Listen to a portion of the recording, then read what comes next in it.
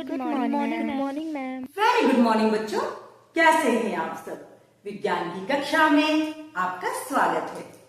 बच्चों, आज हम जानेंगे अपवर्तन या रिफ्रैक्शन के बारे में।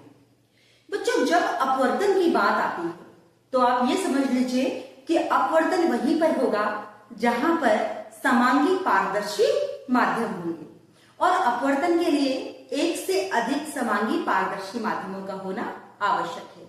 अब हम देख लेते हैं कि हमारे आसपास कौन कौन से समांगी पारदर्शी माध्यम हैं। तो जनरली जब हम माध्यमों की बात करते हैं तो ठोस, द्रव, गैस, इस तरीके से हम देखते हैं।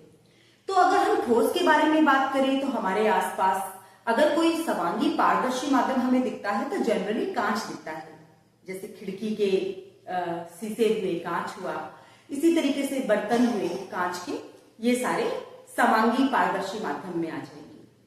अगर हम लिक्विड या द्रव की बात करें तो जो जल, पानी होता है वो समांगी पारदर्शी माध्यम है और वायु जिसमें हम रहते हैं वो भी समांगी पारदर्शी माध्यम है। ठीक है, अब सबसे पहले हम जान लेते हैं अपवर्तन की प्रक्रिया को। बच्चों, क्या होता है, अपवर्तन जब होता है तो जो प्रकाश की किरण होती है वो किसी एक पारदर्शी माध्यम से चलती है और किसी दूसरे पारदर्शी माध्यम में प्रवेश करती है। ठीक है, अब चूंकि हमने अभी तक जाना है कि जो प्रकाश की किरण होती है वो बिल्कुल सीधी रेखा में गति करती है, बिल्कुल करती है, लेकिन जब अपवर्तन होगा वहां पर ये जो प्रकाश की किरण है ये ऐसे ना जाकर हल्की सी टेढ़ी हो जाएगी। कैसे हो जाएगी, देखिए बच्चों, मान लीजिए कि एक माध्यम ये है और एक माध्यम ये है। ठीक है, प्रकाश की किरण ऐसे सीधी चली, जब ये प्रकाश की किरण ऐसे सीधी चलेगी तब इस प्रकाश की किरण को हम क्या कहेंगे, आपतित किरण। ठीक है, आपतित किरण, इस बिंदु को हम कहेंगे आपतन बिंदु। और ये जो पृष्ठ है ये इन दोनों माध्यमों को अलग करने वाला पृष्ठ है। ठीक है, तो जब प्रकाश की किरण किसी एक समांगी पारदर्शी माध्यम से किसी दूसरे समांगी पारदर्शी माध्यम में तिरछा प्रवेश करती है तो वो इन दोनों को अलग करने वाले पृष्ठ पर कुछ मुड़ जाती है। इस घटना को ही अपवर्तन कहते हैं। अब कैसे मुड़ती है, देखिए बच्चों, मान लीजिए इस तरफ जल है और इस तरफ वायु है। अब जल के अणु थोड़े पास पास होते हैं और वायु के अणु थोड़े दूर दूर होते हैं।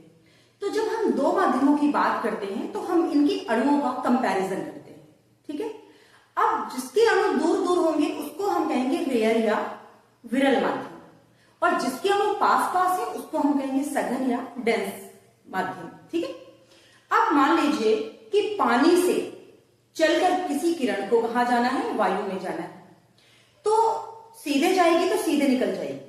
ठीक है, क्यों निकल जाएगी, क्योंकि जब ये किरण ऐसे सीधे चलती है तो ये आपतन बिंदु है, आपतन बिंदु से ऐसे सीधे पृष्ठ से 90 डिग्री की कोण पर हम अभिलंब खींचते हैं तो ये अभिलंब से सीधे ऐसे निकल जाएगी। ठीक है, कोई अपवर्तन नहीं होगा। लेकिन जब ऐसे तिरछे प्रवेश करेगी तो भी हम यहां पर अभिलंब खींचेंगे, दोनों तरफ सेम लाइन में खींचेंगे, जैसे कि आप चित्र में देख पा रहे होंगे।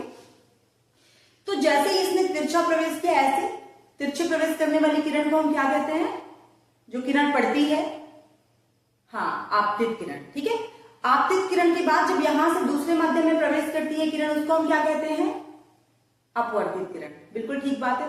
तो जब यह आपतित किरण आपतन बिंदु पर यहां पड़ी, उसके बाद जब ये यहां दूसरे माध्यम में पहुंचेगी तो क्या होगी, इस अभिलंब से थोड़ा सा दूर हट जाएगी। दूर क्यों हट जाएगी, क्योंकि ये है विरल माध्यम, इसमें अणु दूर दूर है, हल्का माध्यम है, और ये क्या है, भारी माध्यम है, इसमें अणु पास पास है। तो आप ऐसे भी समझ सकते हैं कि जब भारी माध्यम से हल्के माध्यम में प्रवेश करती है किरण तो वो अभिलंब से दूर हट जाती है, लेकिन वहीं पर जब हल्के माध्यम से भारी माध्यम में प्रवेश करती है कोई किरण, तिरछा प्रवेश करती है, तो वो अभिलंब की ओर झुक जाती है, जैसे कि हम देख पा रहे होंगे। और आप समझ लीजिए हल्का माध्यम जो है वो विरल माध्यम है और जो भारी माध्यम है वो सघन माध्यम। अब एक बार हम फिर से इसकी परिभाषा देख लेते हैं। जब कोई प्रकाश की किरण किसी एक समांगी पारदर्शी माध्यम से किसी दूसरे समांगी पारदर्शी माध्यम में तिरछा प्रवेश करती है तो वो उन दोनों को अलग करने वाले पृष्ठ पर थोड़ा सा मुड़ जाती है। इस घटना को हम प्रकाश का अपवर्तन कहते हैं। ठीक है बच्चों, अब आने वाली कक्षा में हम जानेंगे कि प्रकृति में या हमारे आसपास कई घटनाएं ऐसी घटित होती हैं जिसमें ये अपवर्तन ही जिसके लिए जिम्मेदार होता है। वे घटनाएं कौन कौन सी होती हैं इसके बारे में हम जानेंगे अगली कक्षा में। तब तक पढ़ते रहिए, स्वस्थ रहिए, सुरक्षित रहिए। Bye bye.